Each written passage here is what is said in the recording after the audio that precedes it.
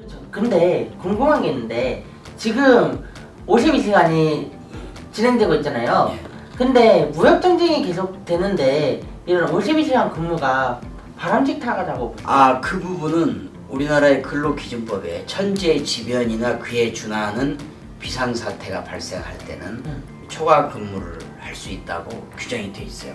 그래서 이미 뉴스에 나왔다시피 일본의 수출 규제에 따라서 그 타격을 받는 중소기업들이랄지 관련 업종은 52시간을 넘어서 근무할 수 있게 정부가 권장 공고 발표를 했죠. 그런데 민주노총에서는 이를 과중해서 더 일을 시키는 건 아니냐라는 우려의 목소리도 있는데 그런데 제가 보기에는 지금 현재 그 한일 무역 전쟁 때문에 연장 근로를 해야 되는 근로자들은 생각보다 그렇게 많지 않아요. 왜 그러냐면 지금 그 어느 기업이든지 대개 3개월에서 6개월의 예비 재고 물량을 갖고 있어요. 그렇기 때문에 당장 뭐 늘리는 건 아니고 일본과의 무역 마찰, 경제 전쟁이 심화됨에 따라 이런 여지가 있는 거지 당장은 아니죠. 비상사태에서는 비상근무를 해야 되는 거고 정상화가 되면 정상근무를 하는 가장 기본적인 원칙에 따라서 하면 되는 거고 그거를 나라가 막 강제하는 것보다는 각 기업마다 상황이 다 다르거든요. 근데 그 기업마다 자율성을 존중하고 나라는 비상사태 시 서로 협의해서 연장근무를 할 수 있다. 이렇게 자율성을 주는 게 옳다고 봐요. 그럼 비상사태의 기준은 뭐예요? 비상사태의 기준은 전쟁 다음으로 비상한 거, 지금 같은 거죠. 아, 중국도 미국하고 무역 전쟁을 할 때 세금을 미국이 높여버리니까 중국이 물건이 안 팔리는 거예요. 그렇죠. 중국 물건이 100원에 팔리던 게 50% 관세를 붙이면 150원에 미국으로 수출한 미국에서 수입을 안 해버리는 거죠. 그래서 중국 기업들이 상당히 어려움을 많이 겪고 아 진짜요? 부도도 많이 났어요.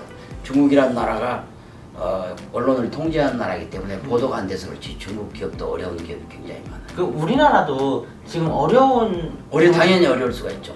왜냐면 우리나라의 산업 구조 특성상 수출 주도형 국가인데 수출이 안 되면 회사가 안 돌아가잖아요. 그렇죠. 그렇기 때문에 그런 비상사태는 당연히 그 회사를 생존시키고 또 경제를 회생시키기 위한 비상근무는 당연히 있어야 된다고 봐요.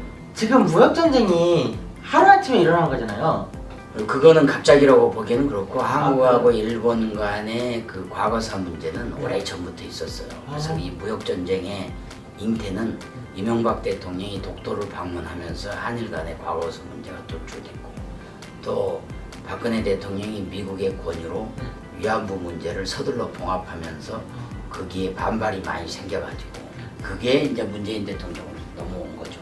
양국의 정치 지도자들 간에 오랫동안 신경전 끝에 나오는 문제고 그래서 이러한 문제에 따른 무역전쟁 또 수출 규제에 따른 양국 간의 서로 갈등은 상당 기간 갈 가능성도 있기 때문에 국민 전체가 비상사태라는 걸 인식해야 되겠죠. 이제 한 가지 분명한 거는 낙관적으로 볼 수 있는 거는 반도체 부분에 집중이 돼 있는데 이 반도체라는 거는 한국이 생산을 많이 하지만 전 세계 반도체 소비의 거의 80~90%는 미국, 중국 두 나라가 소비하기 때문에 한국이 반도체가 생산을 못하면 미국, 중국도 타격을 받으면 결국은 미국, 중국이 일본에 대해서 뭔가 개입을 하거나 권고를 하거나 할 가능성이 높은 거죠. 그럼 이번 문제가 정치 문제에서 경제 문제로까지 그렇죠. 그렇다고 봐요. 그래. 전쟁은 아니지만 비상사태라고 보니까 주 52시간제를 초과해서 근로할 수 있는 거를 정부도 서둘러 했죠. 그러면 이런 경우가 여러 번 있었나요? 그동안에는 별로 없었다고 봐요. 그래요? 그동안에는 사드 문제, 한중 간의 사드 문제 때 우리 기업들이 어려움을 겪어서 일감이 떨어지고 또 아니면 일부 재고가 없어서 야간 근무를 한 경우는 있었지만 이번 한일전처럼 이렇게 무역과 수출을 주로 하는 대한민국의 외국과의 전쟁은 거의 없었죠. 처음 있는 거죠. 그러면 이런 비상사태가 계속 이어지면 장기화된다면 IMF처럼 이어질 가능성도 보세요. 97년에 IMF 금융위기처럼 뭐 국가 위기로까지 이어지진 않겠지만 경제 성장률은 떨어지겠죠. 그래요? 지금 우리나라가 그동안 3%대 성장률에서 2%대로 떨어졌는데 그렇죠. 경제 성장률이 앞으로 1%대까지 떨어질 수 있는 단 일본도 지금 한 일본이 0.8% 성장을 하고 있는데 이번에 최근에 발표된 통계를 보면 일본은 마이너스로 갈 가능성도 있죠. 양국의 그 정치적 자존심 싸움이 양국의 경제에 피해를 주고 이제 일본은 한국이 더 피해가 클 거다.